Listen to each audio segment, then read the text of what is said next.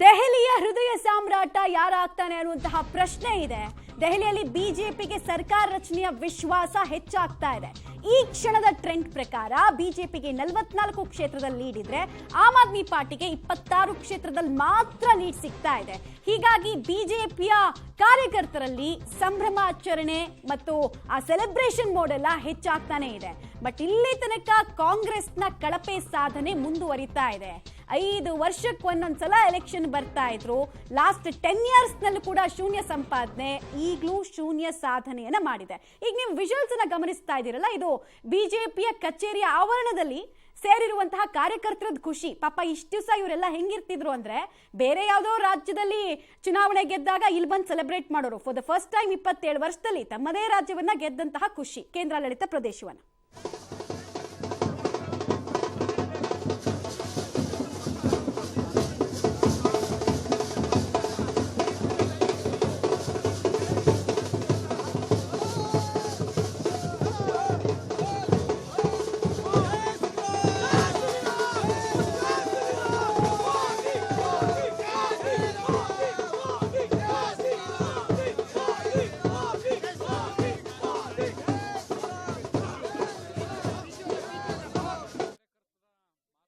ಅವ್ರು ಏನು ಹೇಳ್ತಾರೆ, ಅವ್ರ ಅಭಿಪ್ರಾಯ ಏನು ಅನ್ನುವಂಥದ್ದನ್ನು ಕೂಡ ನಾವು ಗಮನಿಸೋಣ. ಈಗ ಆಲ್ರೆಡಿ ನೀವು ನೋಡ್ಬೋದು, ಇಡೀ ಡೆಲ್ಲಿ ಕಚೇರಿ ಏನಿದೆ, ರಾಜ್ಯ ಬಿಜೆಪಿ ಕಚೇರಿ, ಅಲ್ಲಿ ಈಗ ಜನರು ಬರಲಿಕ್ಕೆ ಶುರು ಮಾಡಿದ್ದಾರೆ. ಬಹಳಷ್ಟು ದೊಡ್ಡ ಪ್ರಮಾಣದಲ್ಲಿ ಜನರು ಸೇರ್ತಿದ್ದಾರೆ. ಸೆಲೆಬ್ರೇಷನ್ ಮೋಡ್ಗೆ ಬಂದಿರುವಂಥದ್ದನ್ನು ಕೂಡ ನಾವು ಗಮನಿಸ್ತಾ ಹೋಗ್ಬೋದು. ಎಲ್ಲೆಲ್ಲೂ ಕೂಡ ಬಿಜೆಪಿ ಧ್ವಜಗಳನ್ನ ಇಟ್ಕೊಂಡು ಓಡಾಡ್ತಾ ಇದ್ದಾರೆ. ಮತ್ತಷ್ಟು ಜನರನ್ನ ನಾನು ಮಾತಾಡಿಸುವಂಥ ಕೆಲಸವನ್ನು ಕೂಡ ಮಾಡ್ತೀನಿ. ಇಲ್ಲಿ ನೋಡ್ಬೋದು, ಕೆಲವರು ಫ್ಲಾಗ್ಗಳನ್ನು ಹಿಡ್ಕೊಂಡು ಓಡಾಡ್ತಾ ಇರುವಂಥದ್ದನ್ನು ಕೂಡ ನೀವು ಗಮನಿಸ್ತಾ ಹೋಗ್ಬೋದು.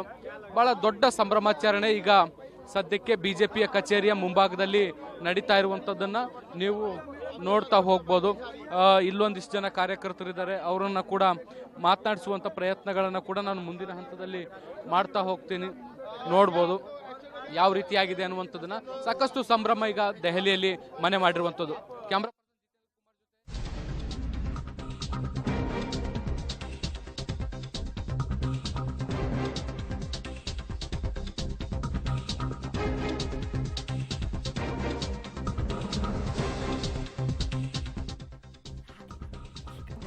27 ವರ್ಷಗಳ ಬಳಿಕ ದೆಹಲಿ ಗದ್ದುಗೆಯನ್ನು ಹಿಡಿಯೋದು ಫಿಕ್ಸ್ ಆಗಿದೆ ಬಿಜೆಪಿ.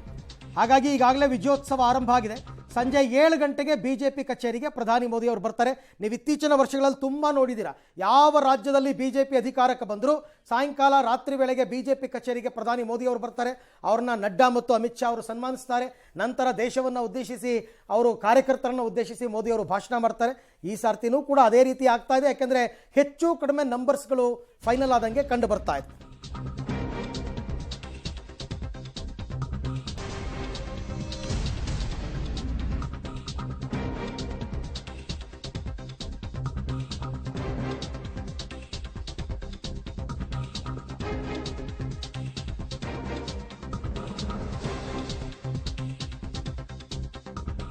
ಅರವಿಂದ್ ಕೇಜ್ರಿವಾಲ್ ಅವರು ಮತ್ತೆ ಟ್ರಯಲ್ ಅನ್ನ ಅನುಭವಿಸ್ತಾ ಇದ್ದಾರೆ, ಹಿನ್ನಡೆಯನ್ನ ಅನುಭವಿಸ್ತಾ ಇದ್ದಾರೆ. ಅದು ಕೂಡ 1200 ಮತಗಳ ಹಿನ್ನಡೆಯನ್ನ ಕೇಜ್ರಿವಾಲ್ ಅನುಭವಿಸ್ತಾ ಇರೋದ್ರ ಡೀಟೇಲ್ಸ್ ಲಭ್ಯ ಆಗ್ತಾ ಇದೆ.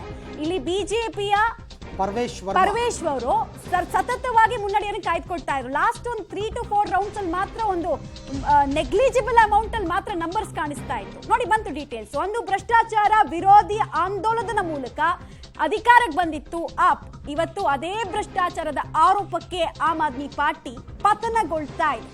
ಕೇಜ್ರಿವಾಲ್ ಸುತ್ತ ಗಿರಕಿ ಹೊಡೆದ ಆಪ್ಗೆ ಮೋದಿ ಟೀಮ್ನಿಂದ ಭ್ರಷ್ಟಾಚಾರದ ತಿರುಗು ಬಾಣ ಸದ್ಯಕ್ಕೆ ಹೂಡಲಾಗಿದೆ. ಅದು ಯಶಸ್ವಿ ಕೂಡ ಆಗಿದೆ.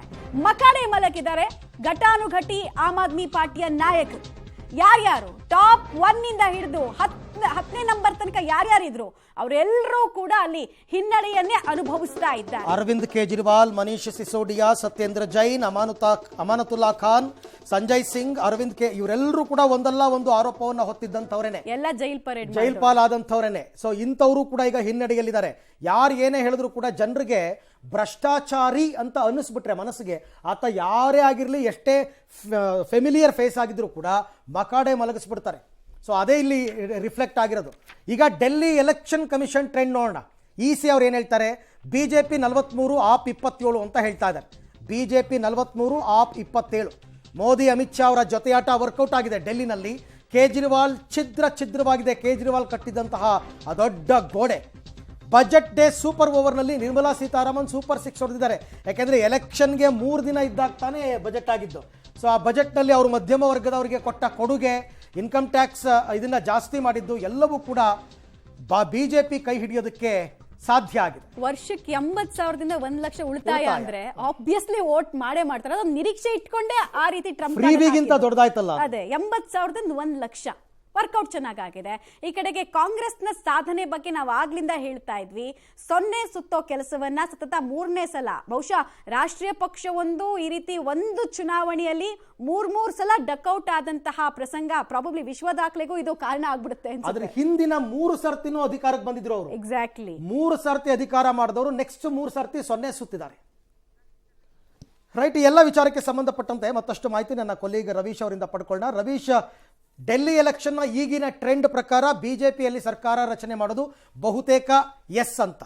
ಕಳೆದೆರಡು ಬಾರಿ ಅತ್ಯಂತ ಕಳಪೆ ಪ್ರದರ್ಶನವನ್ನು ನೀಡಿದ್ದಂತಹ ಬಿಜೆಪಿ ಈ ಸರ್ತಿ ಇಷ್ಟು ದೊಡ್ಡ ಮಟ್ಟದ ಸಾಧನೆ ಮಾಡೋದಕ್ಕೆ ಪಕ್ಷದ ವರ್ಚಸ್ಸು ಕಾರಣ ಅಂತೀರಾ ಅಥವಾ ಆಮ್ ಆದ್ಮಿಯವರ ಭ್ರಷ್ಟಾಚಾರ ಕಾರಣ ಅಂತನ? ತಮ್ಮ ವಿಶ್ಲೇಷಣೆ ಹೇಗೆ ಅಂತ?